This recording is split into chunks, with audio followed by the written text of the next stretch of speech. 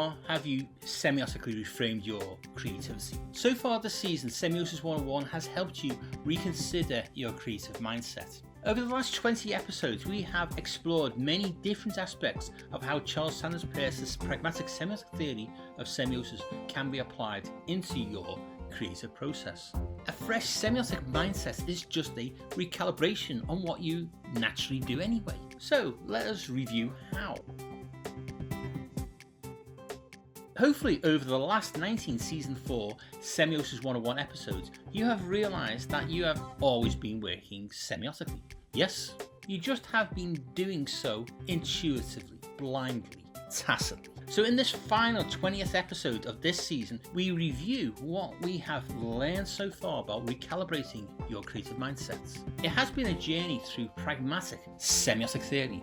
To contextualise this into your creative practice, I have also introduced you to work more empathically with second order thinking. So let us now review how you can ideate more intentionally and semiotically, shall we? I grouped the episodes into 6 sub-themes within the overarching theme of developing a new semiotic mindset. This will take you step by step through how semiosis maps to how you already ideate in your creative process. Let's go sign-actioneering. This Semiosis 101 Season 4's first 3 episodes helps to set the Peircean theoretical context to then recalibrate your creative mindset into a fresh semiotic frame of mind. We explored this through 3 how questions. Episode 4.1 asked, how do creators visually communicate this? That this is whatever needs visually communicating.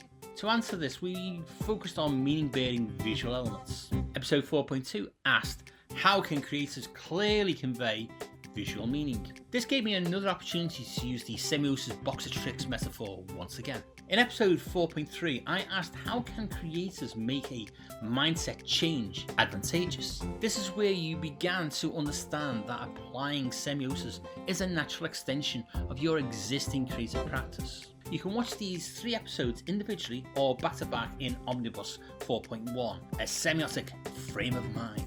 From these first 3 how questions, we established your pragmatic context for developing a semiotic frame of mind to then flip the conversation to sign action. In the next 3 episodes, this focused on semiotic sign action and audience-centered ideation. One of the principal design books I used this season was Klaus Krippendorff's The Semantic Turn. This seminal book on human-centered design was a book I thought I had fully read about a decade ago.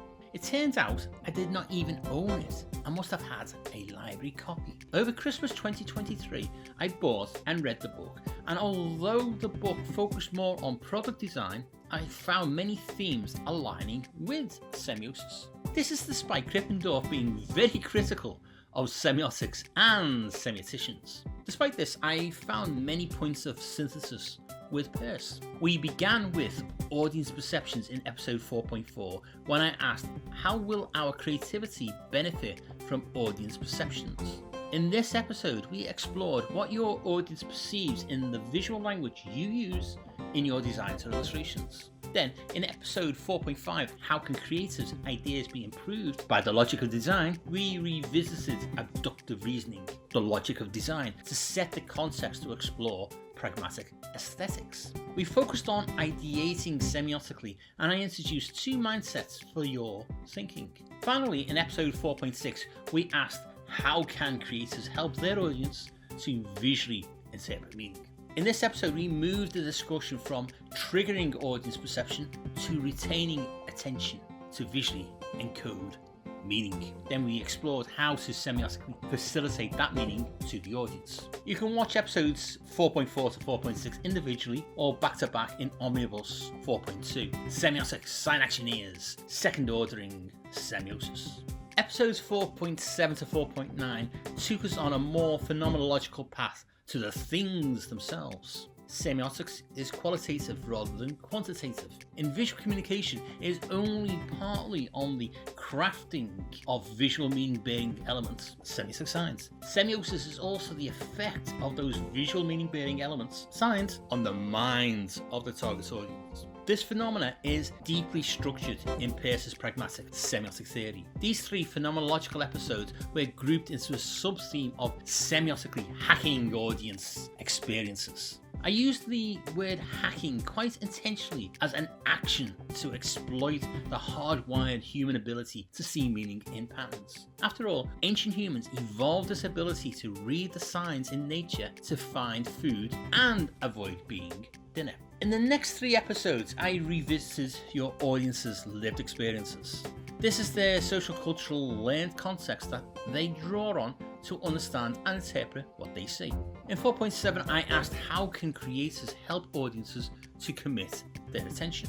In this episode, we focused on semiotically encoding for audiences' reaction. This was from insights from the audience's lived experience to conceptualize perception and semiotically facilitate their attention. Then in 4.8 we explored how do creators hook more audience awareness. We looked at aesthetic hooks, semiotic triggers, and the audience's disposition to act on what they perceive.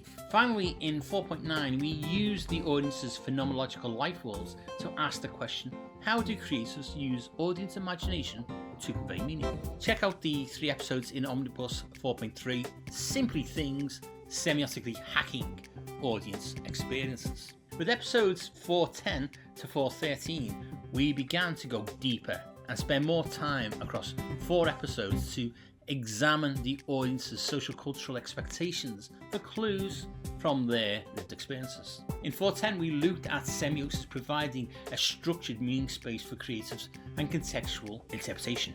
I asked how do creatives realise meaning is in the eye of the beholder. From this point, episode 4.11 asked how do ephemeral semiotic qualities help you to visually communicate.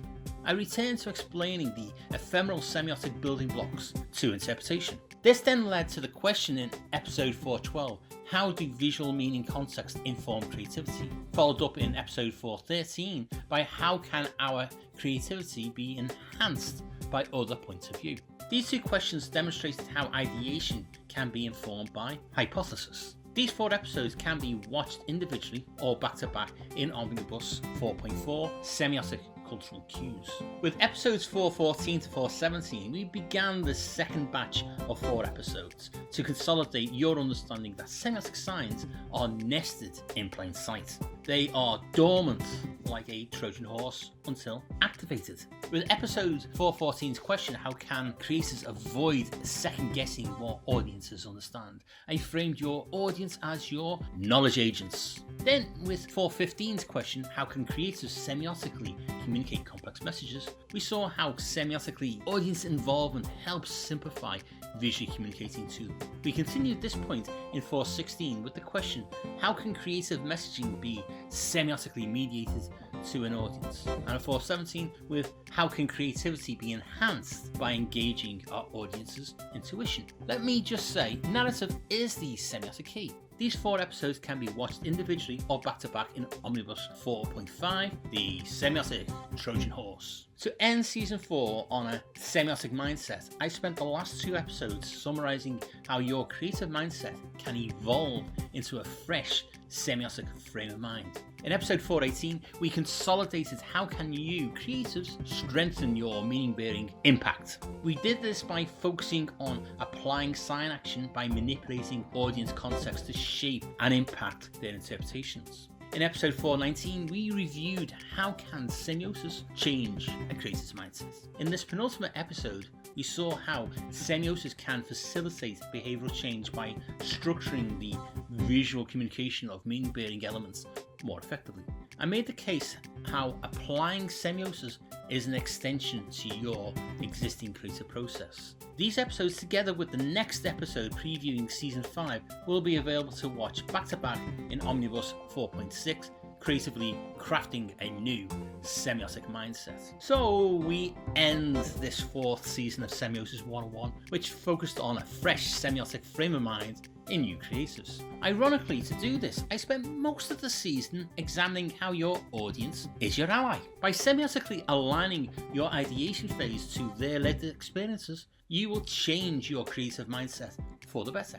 Season 5 will pragmatically help you to recalibrate your fresh semiotic frame of mind. In the next episode, we will preview what Semiosis 101 Season 5's theme will be for the next 20 episodes. Remember to subscribe to Semiosis 101 on YouTube to be notified when the next free episode is published, or become a Semiosis 101 producer on Patreon and watch all future episodes months ahead of YouTube, plus other exclusive Patreon-only video content. Hint, hint.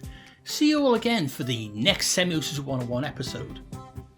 Semiosis 101 is unique in helping illustrators and designers to semiotically enhance your visual communication skills. One designer-centric semiotic video at a time. Remember to hit subscribe to be notified when the next episode hits.